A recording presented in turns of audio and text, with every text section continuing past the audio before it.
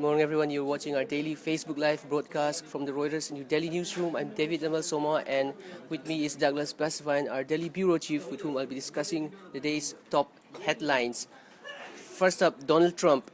He hit the ground running in his first act after taking oath as the 45th U.S. president. He signed an executive order to start rolling back Obamacare, his predecessor's signature healthcare reform. Now he has formally withdrawn the United States from the Trans-Pacific Partnership trade deal, delivering on a campaign pledge. What is the significance of that? Hello, David. You said good morning. It's actually good afternoon. Right. The lunchtime edition. Sorry for being a bit late today. I had to pop out and we're winging it a bit. I've got a sheaf of papers and a yellow highlighter pen to keep me on track. But we're going to kick it off with Trump. He said he was going to do this stuff and he's doing it. He is pulling out of the Trans-Pacific Partnership, which is a 12-nation free trade deal that was championed by former president, now I have to get used to that, former President Barack Obama, signed but not ratified. And, it's Trump speak. We're getting used to this, right? We're going to stop the ridiculous trade deals that have taken everybody out of our country and taken companies out of our country. It's America first, folks. Donald Trump is pulling out. He's backtracking on Barack Obama's pivot to Asia. So there's, significant consequences right there. The countries that are in this trade deal, they're already trying to maneuver to salvage it. So we have a separate story on that. So you've got Australia, New Zealand already talking about how they can salvage this trade deal and even potentially bring in China. Okay. Now, China was shut out because the whole point about the TPP was that it was what people call an advanced trade deal. So high standards of intellectual property protection, kind of no knockoff consumer electronics, no knockoff drugs, those sorts of things. High standards of intellectual property protection and other things that were supposed to make trade move to a new level. Donald Trump has taken the call, said this is too corporate, too international, doesn't benefit American workers, and therefore, off he goes. Right. The agreement was also designed to eventually create a single market like the European Union. And apart from the US, it involved Australia, Brunei, Canada, Chile, Japan, Malaysia, Mexico, New Zealand, Peru, Singapore, and Vietnam. Also, he said something about China as well in his deals yesterday about not allowing China to... Right. Yeah, we can move on to that. I mean, it's the South China Sea, right? I mean, the other point, before we move off of trade, right, it's pretty relevant to India. Now, India historically has lived in the isolation of Nehruvian socialism for decades. And although India, third largest Asian economy, $2 trillion worth of GDP, is opening up, Modi, the Prime Minister, Narendra Modi, wants investors to come to India. He wants to have an export-led kind of manufacturing miracle, rather like the Chinese had.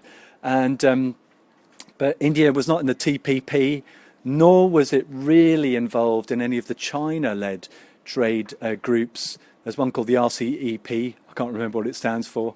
But that's a slow-moving trade negotiation that focuses more on Southeast Asian nations. So India's not so hard hit by all these ructions on the free trade front. But if the ships at the front of the convoy are kind of grinding to a halt on trade, then India might catch up a bit. It's not actually necessarily such a bad thing. Now, moving on to the South China Sea, I think, if you were to ask any international expert, where do you worry most about a flashpoint, a direct confrontation? Where could we have conflict? Well, I think the South China Sea is probably that one. And you've got now in the process of being confirmed, Secretary of State Rex Tillerson made some very strong statements during his confirmation hearing saying, those artificial islands that are being militarized by China in the disputed waters of the South China Sea, that isn't going to happen. It should never have happened. And Trump's spokesman has followed up on that. Sean Spicer, We'll come on to him because of his comments about the crowds at the inauguration as well. He said, taking questions at a White House briefing, the US is going to make sure that we protect our interests there. It's a question of if those islands are in fact in international waters and not part of China proper, then yeah, we are going to make sure that we defend international territories from being taken over by one country. I mean, now that sort of raises the prospect of some kind of military action, a naval blockade, as our story in my sheaf of papers helpfully points out, a naval blockade is an act of war. So get ready, everybody. There's a rhetorical escalation on international affairs, security, the South China Sea. Let's see what it's backed up by.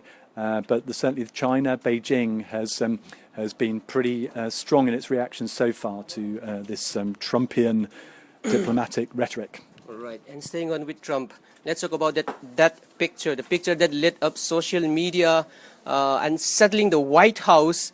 How many people attended Trump's inauguration as compared to Barack Obama's inauguration? Well, what I hadn't realised was that it was our photo. Okay, now we're in selfie mode, so it's back to front. But you'll see what we're talking about here if I hold this up in front of the phone. So here we go. Excuse me. As you can see here, this is the Barack Obama 2009 inauguration crowd, and this here is Trump's crowd, taken from the other end of the Washington Mall, and it's been put up in a nice, what we call a wider image. This is a pictures product to showcase our superb photography. And yeah, it sort of basically rebuts the statements by Sean Spicer and Donald Trump. And Donald Trump, yeah, over the weekend, which is, this is the biggest crowd ever. The photos were manipulated. I'm afraid our chief photographer is not taking that one lying down. He's stood up for our photos as a document of how big the crowds were, and they were evidently smaller. So that one rumbles on, but I just wanted to, we wanted to bring that to our viewers' attention because they were our photos that were the source of controversy, but also an important document, as I say, to show how much support Donald Trump had on his inauguration day. Right, and you can view the vote photos and the story behind it on our website in.reuters.com, so check that out. Moving on, back to India, lawmakers in the southern Indian state of Tamil Nadu have passed an emergency order allowing Jallikattu, the traditional bull taming sport, to resume after a court ban of the traditional event led to mass protests, which increased during the weekend, Sunday and yesterday in Monday, where 2 people were killed. Right. Well, I think the protests were extraordinary in Tamil Nadu, focusing on the Marina Beach, the waterfront in the state capital, Chennai. I commented a little bit on Jallikattu, and some of the comments last week were suggesting I didn't know very much about the subject. I mean, I confess I'm certainly not an expert on that. What I've seen is a lot of expert commentary suggesting that there's a whole bunch of issues, the social churn in southern India, the states where people predominantly speak the Dravidian languages. They're not part of the Hindi heartland where we are in northern India. And there's urbanization, lots of first-generation people coming from the countryside. There's a youth bulge, lots of young men maybe out of work, frustrated about life. And this tradition of Jallikattu, a rather hazardous rite that's celebrated at the Pongal Harvest Festival in the New Year, basically, has become a rallying cry for this. Eventually, after some back and forth between the state government and the centre, which the people down there didn't really like very much, a legislative way was passed to allow Jallikattu to start. And unfortunately, 2 or 3 people were killed in that bull taming ritual where you win if you hang on to the hump of a bucking, raging bull for 3 jumps.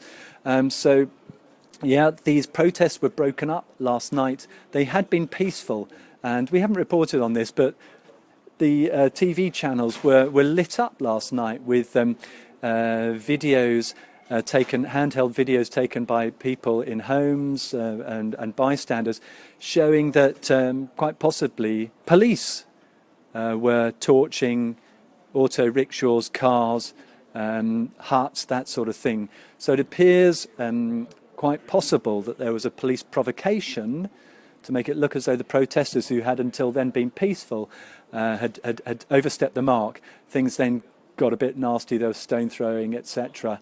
But that has now passed. So Jallikattu, this bull taming ceremony, there's been high emotion, crowd trouble down in Chennai, and we had a little story yesterday that covered that to keep our viewers updated. Right, you're watching our daily Facebook Live broadcast. If you have any questions regarding the stories we're discussing, just go to the comment section, type in your queries. We'll try to get them answered during this broadcast. Moving on, we keep talking about the hardships and the downside of India's demonetization, the government's decision to ban 500 and 1,000 rupee notes. And now there's also some people who have actually gained or are expected to gain from this. Right, so demonetization, we talk about it all the time. Prime Minister Narendra Modi's decision to abolish 86% of the cash in circulation last November to kind of purge the economy of proceeds of corruption, racketeering, tax evasion, you name it. Well, this one has also had important dynamics for the gold industry. India has a cultural, almost religious affinity for gold, especially in the countryside. People save gold, and it has a great advantage of being invisible to the taxman. Now, demonetization has had an impact there. The transactions are flowing more through legitimate, sort of large-scale jewelers who play by the rules. So India's drive to bring transparency to bullion trading, along with the rise of branded gold jewellery, could help major retailers raise their share of the world's second biggest gold market to 40% by 2020, the World Gold Council has said. So yeah, that's a boost for those legitimate gold bullion traders who are members of the World Gold Council. It's a lobby. But Rajendra Jadhav has got a nice story about that. Gold, the national obsession, up on our Icon Professional Terminals front page, actually. So worth a read, I'd say. Right. And just to statistics, India is the second largest user of gold after China, and more than 70% of the country's gold sales have been in cash up until now. That is supposed to change after this demonetization move. And finally, do you follow Formula One? If you do, you would know Bernie Ecclestone, who has reigned for 40 years as the supremo of the motor racing sport, but his time is up. I mean, he's been running Formula One since pretty much I can remember. I mean, I don't follow it. I haven't followed it recently. But he's sold Formula One so many times, but somehow managed to keep control over it. But he has finally shuffled off at the age of 86. He has allowed the complete takeover of Formula One by US-based owner Liberty Media, which completed the takeover of the commercial rights. I mean, I think all the money is in the TV marketing, and also the money that Bernie was able to rustle up from countries that would like to host Formula One Grand Prix. So yeah, I mean, I followed it when I was much younger in the Ayrton Senna, Nigel Mansell era, those sorts of people. Not so much recently, but Bernie, what a guy. We have a fantastic news story, but a really nice newsmaker, a profile of Bernie. And one of the former Formula One drivers described him like this, Martin Brundle, who's British. He was the circus master. He was in charge, and sometimes you need a sport to be run like that. It was his way or the highway. Bernie Ecclestone's notoriously small and has a habit of marrying younger and much taller women. So also, he might not be very tall, but he was certainly feared in the paddock, and we all did extremely well hanging on to his shirt tails. And there's a nice kicker in there in this day of when people are wondering about democracy, that sort of thing, whether Trump, whether Putin are good guys. Well, Bernie Ecclestone, he liked them. Donald Trump and Vladimir Putin, the Russian president, he said, I don't think democracy is the way to run anything, whether it's a company or anything. You need someone who is going to turn the lights on and off. Well, it's lights off finally for Bernie Ecclestone in Formula One, but he had a really good run. He invented a sport, a global sport. And so, yeah, a moment to reflect on before we move on to the next thing in our lives, I suppose. Right. And on that note, we will end today's discussion, unless there are questions, Doug. Yeah, no, not many questions coming in today, so don't forget to ask questions. And next time, we're always happy to take them. I mean, we've come on at a different time, so apologies for that. We'll try to keep it regular. And also, to widen our viewership, don't forget to share this Facebook Live. And we'll see you again soon. All right. Have a great day. Bye.